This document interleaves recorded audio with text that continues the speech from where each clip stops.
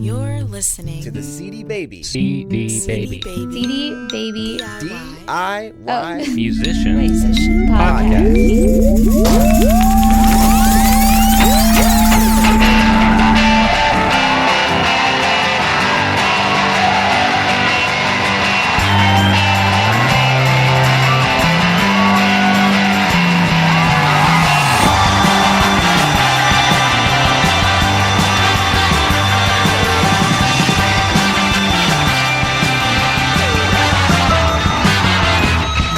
Hey there, and welcome to episode number 60 of the CD Baby DIY Musician Podcast.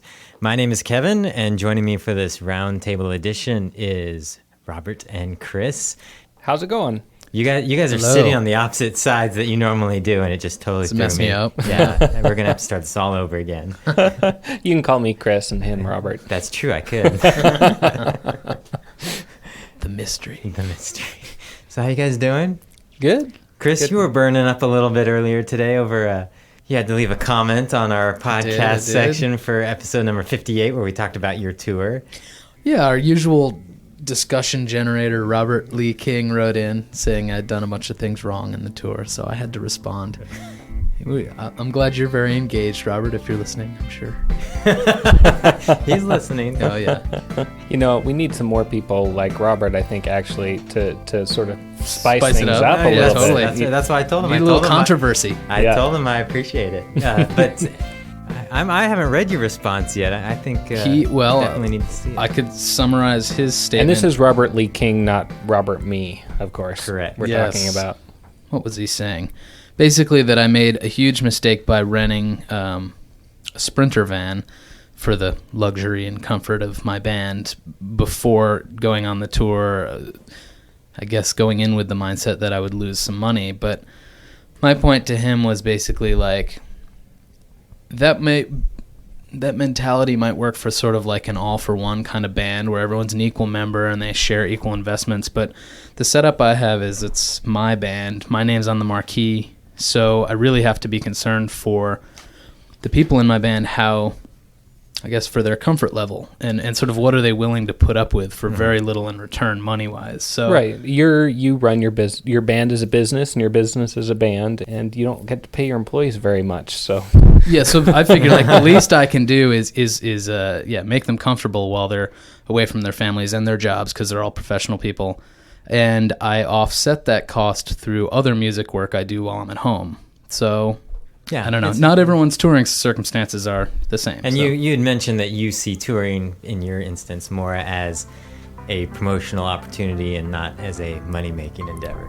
Right, yeah. And I don't want to have a flippant tone about money. I'd love to make money on tour, but it's sort of not my primary concern because I can offset the cost through other musical endeavors, so... That's right. Yes. I think you just hijack like a Greyhound or something, you know? Like on that movie Speed?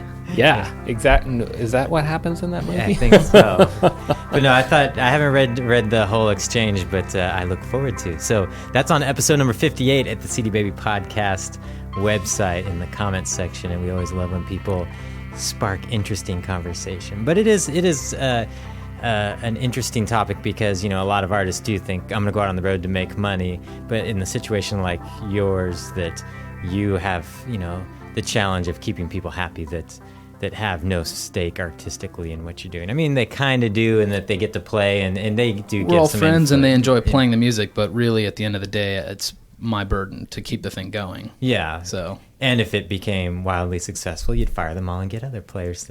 Yes, most importantly. Yeah. That's right. So, and they're aware. So the Sprinter van keeps them in tow. I would hire members of Hanson, James Eha. Who else? Backstreet Boys are free. Cheap Trick. All right. So check that out. Comment section, cdbabypodcast.com. Let's get into some news for the week. CD Baby. CD Baby Music. News. All right, here are your news headlines. Paste Magazine has launched a Save Paste campaign in an attempt to save the magazine and website from extinction. Paste is an independent title and has struggled for the past 9 months during the recession. Last month, cash hit an all-time low and turning a tough situation into a short-term crisis. Rather than shut its doors, Paste launched a reader appeal to help save the magazine. Artists like Over the Rhine, Nico Case, the Decemberists of Montreal, Josh Ritter, the Avett Brothers, and the Indigo Girls donated exclusive tracks to give to anyone who donates. While the current situation is dire long-term, Paste hopes to emerge from the recession in good shape, as 2008 was the magazine's best year across the board. PasteMagazine.com also consistently draws more than 900,000 visitors each month, and the magazine has grown into the third largest rock magazine in the world. Meanwhile, new advertisers have come on board, and more are ready to begin doing business when their advertising budgets return. It's important to note that Paste features a large number of independent artists, and a good portion of them are artists that use CD Baby. The U.S. House Judiciary Committee has passed and sent on to Congress the Webcasters Settlement Act of 2009, H.R. 2344, for those of you who care.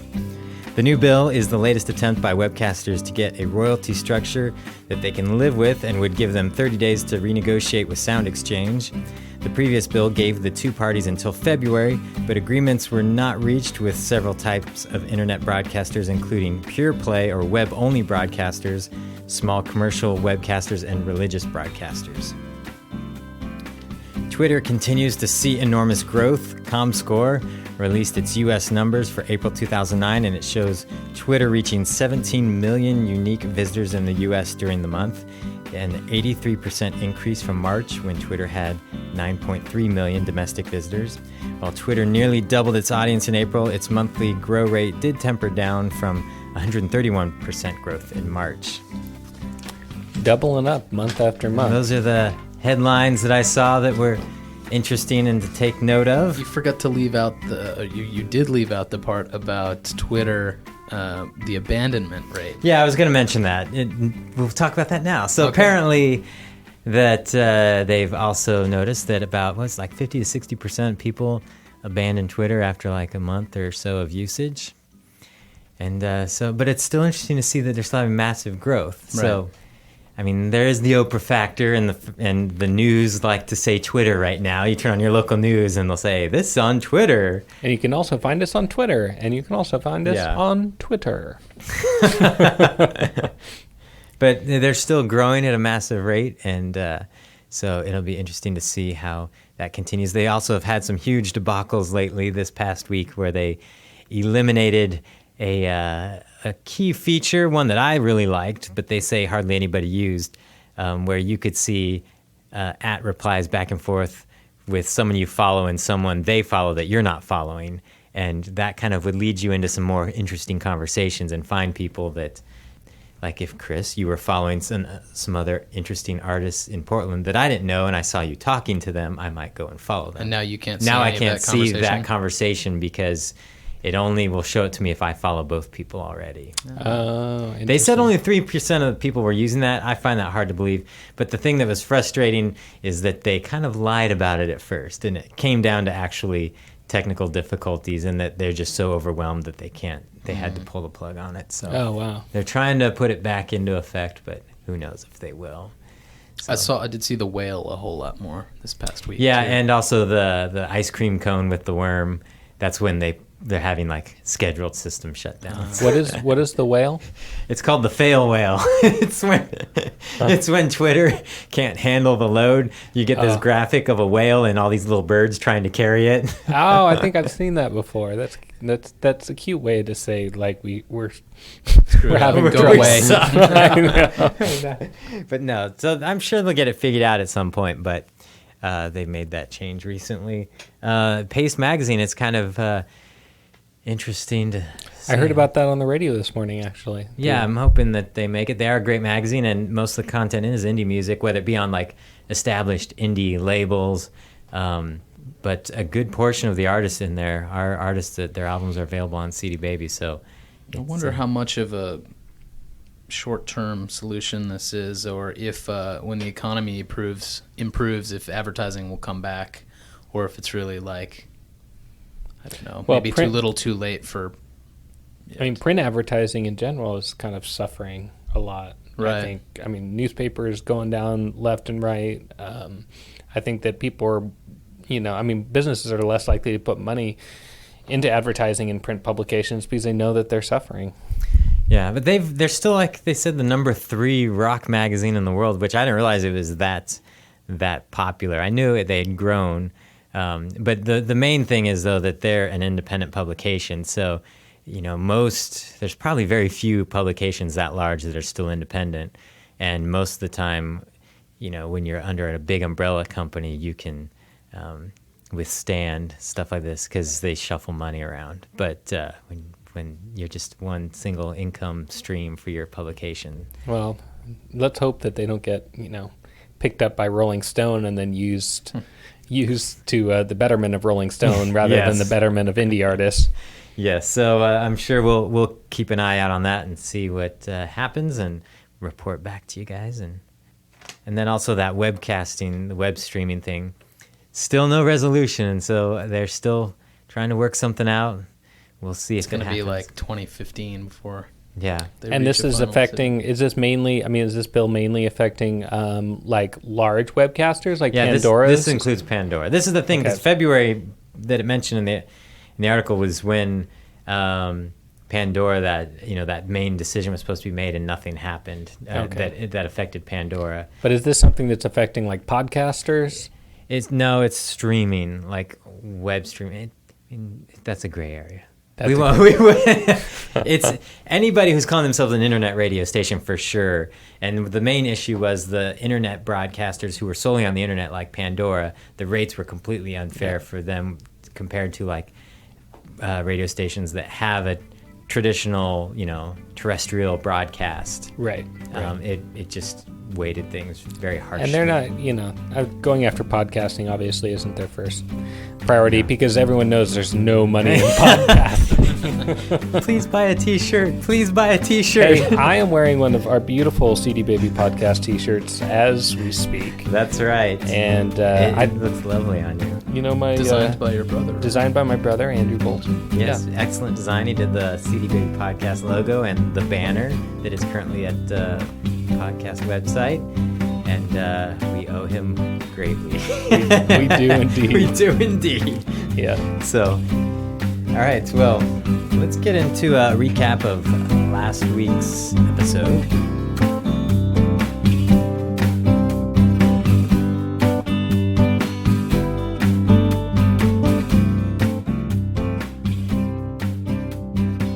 All right, well, last week we heard from Nancy Bane, who is a professor at the University of Kansas and studies things like online fan communities.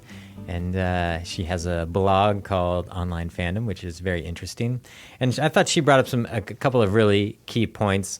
Some of it is, stuff that we've in general mentioned before, but the perspective that she brought I thought was interesting, where was from the fans' perspective, right, where a lot of times we think everything from the artist's perspective, and so it's really hard for artists a lot of times to think outside of themselves or what they're trying to do and involve other people. So, no, when I was listening to it, I kind of had, as the grumpy old curmudgeon position that I'm supposed to fill. You and Robert Lee King were made for each other. I know. That's what's so funny. You guys are duking it out. Battle Royale. Robert, we need to team up. Lately, as someone who receives a lot of email newsletters from other bands, I've noticed a big trend towards this really sort of selfish, one-sided style of communication. Like a video, someone will do a video blog, and it's like, me, look at all this great stuff I'm doing. Or like, hey, I'd really love you to be involved in my career. Send me money. Like, I don't know. Anyway, so I'm listening to it very wary of where this trend is going in some circumstances, if that makes any sense, because I don't know, it seems very one-sided to me. Yeah, and that was, I think, one of the main things to take from that interview. And there has been a lot of artists, they've got more tools that are accessible to them to communicate with people, and a lot of time just have no idea how to communicate. And especially, it's funny, like I'll get a request, someone's following me on Twitter, and I'll go look at their page. And it's always funny to me how, when I bring up a page and every Twitter post says the same thing, check out our album, check out our album, check out our album. And it's like, obviously, one, that's really poor communication. You haven't even established a relationship with anybody. And two, I mean, there's got to be more to you than just telling people, me, me, me, me. It's no one wants to be around the spoiled brat, and that's what it sounds like, you know. Even the Wilco example she gave, I love Wilco. They're one of my favorite bands, but even that seemed a little bit like, oh, come on. You know, like, if a lesser band had written me that saying, hey, buy my album on this day so we can chart, I get turned off to that kind of stuff. See, the Wilco thing, I could see it the other way, just in the fact that their fans probably feel a little bit more ownership in what's going on. And but you have to have some dedicated fans. I mean, that's very similar to saying, like, go to this website and vote for me, which you see bands do all the time. And I never do. And I just, you know, I think that's disgusting. Yeah, why are we voting? I don't know. That's I mean, cynical of me. unless I was a huge fan and I knew these people and I connected to them in some way already, then I would be like, okay, like my friend's band from California got an article written about him on a blog, and they sent out like, hey friend, you know, like, we just got this really cool article, we'd love if you commented on it. And like, I love these guys, like I was glad to write a big, you know, glowing review of their music and contribute to the popularity of the blog, or contribute to the momentum they were getting from that blog. But it takes a certain level of dedication before you are that sort of fan. Mm-hmm. I mean, this is like, I am like the number one fan for this band, and I'll do whatever they say. But like, there's only a few bands in my life like that, and yet there's thousands that are writing to you asking for a vote, similar or things, to check out their music. Or going back to the Wilco example, one thing I would say is that we just heard it from her, kind of summing it up. I didn't actually get that email from them, but I'm sure that wasn't their first communication with the fan audience. Right, and it was successful, so they were doing something right. Yeah, and I can understand what you're saying about, you know, when bands say, vote for us on this, I hardly ever check anything out, just because it's like, it's very impersonal or whatever. But the way the Wilco thing was, the way she framed it, where I thought, okay, that's a good idea. It's like, hey, you know, we're trying to help you guys enjoy the music and do whatever you want to do within that fan community.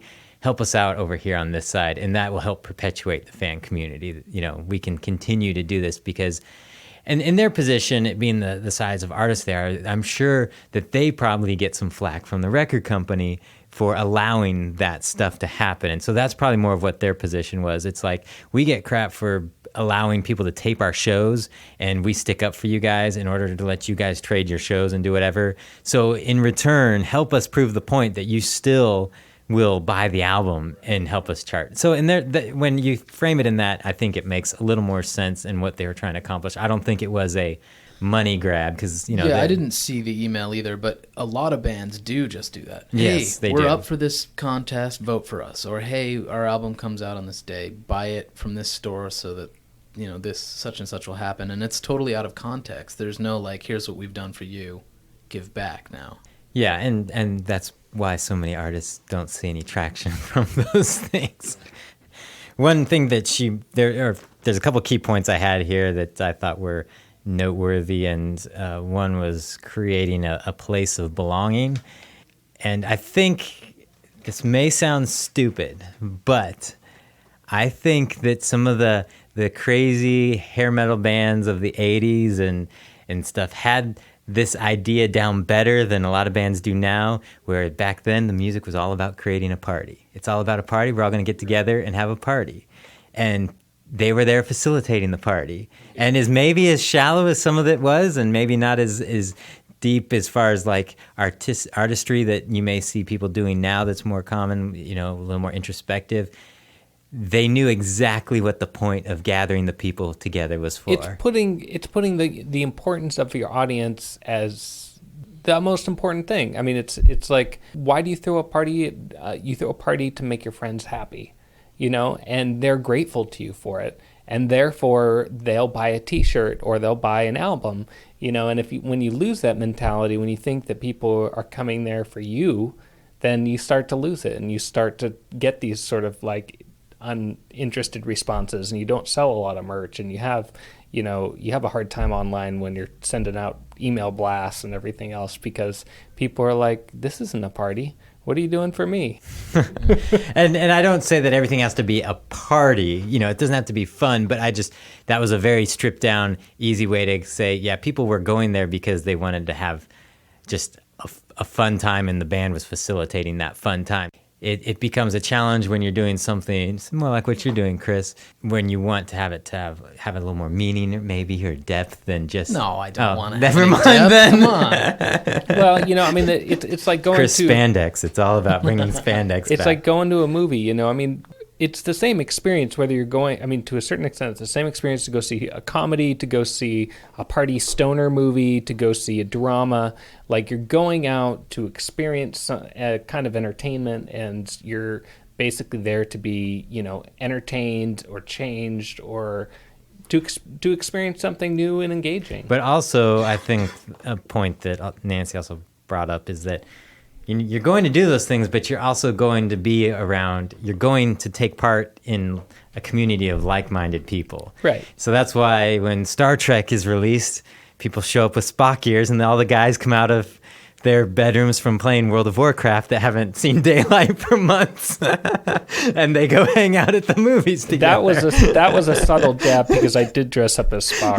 Yes. I didn't wear the ears, but I did comb down my hair, and my friend had these Star Trek uniform shirts from like some kids' theater production of Star Trek that we wore. So you had the shirts, you had to dress up. But all those things, like, conventions and not just Star Trek, but things, it's like people that are like-minded getting together and being together, and as a musician, as an artist, a lot of what you're doing is facilitating that with your merch, with your music, with being able to give people ways to communicate that are fans of your music and go, hey, he likes this band too. They might like some other bands I like, right. And giving them a way to communicate. And so I think... and sometimes that makes you ask some real hard questions too, like, why am I making music? Who am I making that music for? Like, why am I playing out? Whose happiness is the most important, And also why people are connecting with me as an artist, because right. A lot of times it may not be because of what you think. It could be something totally that you just missed altogether. Yeah. But it did remind me when she was talking about, people, you're also supplying them like the T-shirts they like. If you got a cool design, and they'll want to wear your T-shirt because it feels like it's a part of what they're trying to express, how they're trying to express themselves. Now in discussing this, I'm thinking back to about 10 minutes ago when we mentioned the selling of this shirt, and we talked about how, like, we kind of really appreciate if you guys support the show. We talked about how podcasts don't make a lot of money. We're guilting our audience into buying? Is that the best? Exactly. Is that the best way to sell these T-shirts? Maybe we should take some of our own medicine. We should talk about what a party it feels like to wear this T-shirt. Well, if it was a video podcast, they would see how you're dancing now. Exactly. But it's a really fun party with sophistication, though. Yeah, that's right. Sophistication. When I look at you, I see a guy that likes to have fun but can still control himself. Yeah, exactly. He's still sophisticated. Like a drunk librarian. That's like right. A drunk, CD Baby podcast, like a drunk librarian. There you go. That's our new motto. There you go. The last point I had that she brought up that was really good was involving fans in the creation process. And I remember a few episodes back, somebody had handed me that article that was in the USA Today about artists trying to include fans and being a way to keep them interested long term by including them in the creation process and somehow. And I think that's something that a lot of artists could use to their advantage and think of good ideas like. And also it can be helpful on your end, getting people to submit designs for an album cover. It's free album design. It's a lot of great artists out there, graphic artists and things that getting out of school and just need some experience and will be happy to submit stuff. And just making people feel like they're a part of what you're doing is a good idea as well.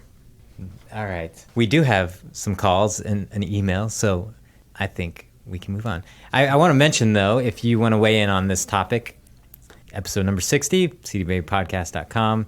You can go there and leave a comment or give us a call, which we'll be getting to some of your calls in just a second. at 206-426-5683. That number is also on the podcast website if you forget.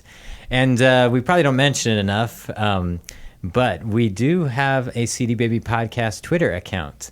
And it's just CDBaby_podcast. And usually send music news updates down that Twitter feed. And I'd like to say that both the Twitter account and the phone number are basically kind of like party lines. Party lines, that's right. They're That's just, right. I mean, you wouldn't believe how much fun people are having. The comment section on our podcast. Oh, I thought you meant like toe the party line. You mean No. like it's fun? It's fun. fun. Oh, okay. Yeah. No, it's like basically, it's like those things they advertise Late at night. on TV late at night. Exactly, like call 'em a party line. Like that's what the CD Baby podcast. Robert line is has like. his shirt off when you call. Exactly, That's right. exactly, because I'm asleep. So yeah, the Twitter feed, CDBaby_podcast. And I'm on Twitter, K Bruner, that's K, the letter K for Kevin, BREUNER. You guys are on. Wait. I'm on Twitter, but I'm under a different name because you're on Nerve. That's right. You guys have to. If you're a real fan, you can find me on Twitter. That's right. You can find mysterious person over here by looking on my Twitter feed, and as you Chris don't- is just Chris Robley. Right. My real name's not Robert. To give you a hint, but I go by Robert on the show. We're lifting up the curtain oh so slowly. All right. Well, now that there's probably no one listening anymore, let's get to some news. Some news, huh? I mean, let's get to some phone calls. CD Baby Podcast. Message line 206-426-5683. The number you have dialed, 206-426-5683. Hi, Kevin. This is Pat Penta. I played with a short-lived prog rock group called Serenati. I just remastered the best of the material and launched it on CD Baby. In picking the best songs for the album, I was reminded of the trials and tribulations of our short-lived little group. We started off as an acoustic electric group using Fender Rhodes and also the Irish frame drum called a Borin, acoustic guitars and vocals, and had a really original sound. It was a quiet sound to be sure, but very unique and exciting. Most of the other bands at the time were loud, full-on rock band outfits, and to get on some of the bills, we began folding in a drum set and electric guitars so we could play gigs at the clubs. At first, the material worked really well, and our sound began to take on the shape of what would be called prog rock. It was arty and florid, and it sounded more mid-'70s than anything else. We gradually phased out the acoustic numbers and began to focus on just the electric stuff to play in the clubs, and that's where I think we lost our way a bit. By the end, I felt we were losing some of the elements that made us unique, that made us stand out in favor of a louder club-friendly sound. In picking the best material for this comp, I realized that our best stuff was probably written when we didn't really have any gigs or prospects. I think we allowed the Detroit scene to shape our sound, and if I had to do it over again, I would have stayed with our original goals for the music and not let ourselves be formed by the bar scene we were trying to compete with. In the end, at least for us, it was the music that we loved and wanted to record that got us excited about doing those recordings, and it's that stuff which had any lasting effect. In trying to fit or alter the original music to suit the clubs and bars, it didn't result really in work that, looking back 10 years on, that I'm necessarily 100% comfortable with. My advice to myself would be to create a sound that you love and to keep at it. If you find that the sound you have doesn't have a home yet, then make a scene with like-minded bands that are out there and cultivate what makes you original. Thanks again, Kevin. This is, again, Patrick Penta, and Serenati, The Sun Streams In was the album, and thanks a lot. Hey guys, my name is Andy Epler, Eppler. Really stoked about the podcast. Big fan, been listening for a long time. Calling in with a touring story, short story really. I was in Colorado playing at Mary's Lake Lodge in Estes Park, and I It's late. It's pouring down rain. I had stayed there the night before because I think I'd played there then too. So I was driving back to Longmont because I was sleeping in the car a lot on the tour. This was a while ago. Now we don't do that anymore. But we were driving around, and finally I got back to Longmont. It's a 40-minute drive in the rain and through the pass and everything. It was terrible. So I was exhausted.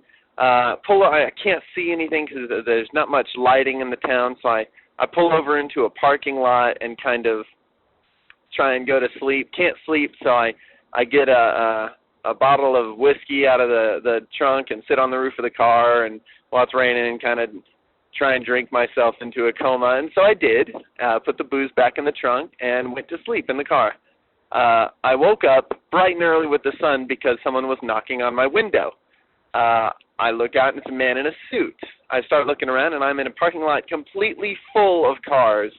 And it occurs to me, last night in Mary's Lake Lodge was Saturday night, and today is Sunday morning, and I'm sitting in a church parking lot thinking of whiskey and that smell you get from sleeping in your car on tour that really you can't achieve any other way. So I got to,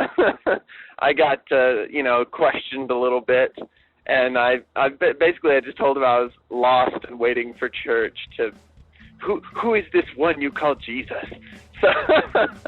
So I got to go in there, and I got to go to church on tour. And that's probably the only time that's ever happened. Thanks a lot. So you just have to act helpless. That's right. And spiritually adrift. My favorite part was that he ends up going to church. It's like he couldn't think of an excuse on his feet just to get out of there. It's a free country, right? That's could have just driven off. That's I would have true. been embarrassed. He's smelling bad, like whiskey standing in the back. Maybe he was hoping they'd have fruit punch and some donuts after the service. Maybe Oh, that's the he was only looking for a reason to free go. potluck. That's Yeah. what he was looking for. But Andy Epler, I'm pretty sure I talked to him occasionally on Twitter, and so you could too. But no, I thought that was a pretty funny tour story. Very. You're more than welcome to share funny stories. It doesn't have to always be advice or mistake stories or comments about the show. I like the other caller's point too. Sometimes, I feel like with my own band, we're sort of in between like a chamber folk and like angular Britpop and then like some other rock. So it's sort of several different genres, and people come to the shows and it's not one thing. Or I've noticed lots of our reviews they're positive, but the reviewers always make some comment about how hard a time they're having categorizing it. So a lot of times I feel like I don't know what tribe I'm in, and it's nice just stay the course. And I also have an email, but as a reminder, you can call the listener line again at 206-426-5683 with your thoughts, comments, funny stories, mistake stories, reasons why you disagree with everything Chris says. We will accept all of them, and if it's good, we'll put it on the show. So feel free to call. All right, the email I have here is from Ethan Cartel, I think is how he pronounces his last name. So here's Ethan's email. I was hoping you could help me. I'm talking with a writer who's willing to sell me his small poems and songs. Only thing is I don't know how to do it legally. Do you have any suggestions on the best way to do something like that? I plan to use them in my own songs and probably slightly modify the writings. Any help would be wonderful. Are these songs that are already Is it kind of music out there or in the just world? lyrics? It sounds like there's some, he doesn't specify, but it sounds like it's just a writer who's maybe not a songwriter, but someone who writes poems, or he does say songs, but it sounds like it's not a artist that's performing. Right. So my recommendation, I don't know what you were going to say. Well, you go first. Is don't pay anything. Just treat it like you're co-writing a song, and then split up whatever monies would come in as you would normally split up publishing royalties. That's what I would say. That's a way to do it. That's not a bad idea if Not you're the- friends. I mean, if you're friends and you don't mind sharing the profits. Of course, if you become really famous for your music, then and you want to keep all the money for yourself, maybe you should just pay him, like $5 now, and just make him happy, and then take the rest of the bank. You could do it that method, and that would be perfectly fine as well. But if it's somebody, not knowing where Ethan's at in his career and what he plans on doing with these, if it's something where the person is totally not going to be involved in what you're doing musically, I would typically just pay them something, and it's considered a work for hire. So then basically you own that, and then from that point on, you don't have to worry about compensating them or them showing up on the scene when something good does start to happen. They show up and say, "Wait a minute, I didn't want you to use it in this way." Is there something online that he can print out, like a little contract or something that would make it a little more official? Yeah, you definitely would need something. You could probably find a contract or something online. I would definitely, we're not lawyers. We don't pretend to be. But I would read more about a work for hire or songwriting contracts. So do a little research on that, because like what Chris was talking about would be more of like a co-writing thing, and you might want to look at some options as far as like just getting something in writing saying, yeah, we're co-writers or whatever, or if you do a work for hire, getting something in writing that says that you have paid X amount of dollars and you own this material now and you can do whatever you want. So you don't even, in a work for hire situation, you don't even have to credit them as a songwriter anymore. Gotcha. So it's your material. Gotcha. So, which happens a lot with more than you might think with yes, people like that who have the money to pay people plenty, so they will just be satisfied with not getting any credit. So Gotcha. So, And Madonna, I am free to write any songs for you if you like, if Exactly. you're listening. Or if you just want to hang out. Yeah. I just posted on Twitter that we were recording the podcast, and if anyone wanted to chime in, and I forget what his name is, but his Twitter name is Pancho Ballard. Mm-hmm. Pancho Ballard. He wrote, "Twitter's indeed the future. I'm planning to release my next album in a series of 140 characters." Can we make a live Twitter on the air? I know that we won't actually be. We could. I mean, we could start doing that. Seeing other podcasts do that. If you go to CD Baby, subscribe to or follow CD Baby _podcast. What we could do is when we do these roundtables, I could start putting out posts like an hour till we record, and then tell people we start recording, and then if they wanted to chime in, because while we were listening down to the phone calls, I was typing that into Twitter, and Patrick Largent, he was in the band Moving Rushmore, episode 10. Oh, gotcha. He just posted his Twitter name's Largent, and he just said, "Bring it." So we're bringing it. Oh, it's already been brought. It's been brought. So it's not a live show, but technically, if people knew when we were recording it, they could Twitter us. That's right. That's right. They'll be listening to this in their future, but it's happening in their past It's right like now. Lost. I know. I think that's all we got for today. Again, we love hearing your feedback. You can also email us. I don't think I've mentioned that yet in the podcast. info@cdbabypodcast.com. And we love interacting with you guys. So Whatever you do, don't forget, CD Baby DIY Musician Podcast is a party! Woo! Yeah! Oh boy. All right, well, that's going to definitely do it for this edition of the show. We'll catch you next time. Bye.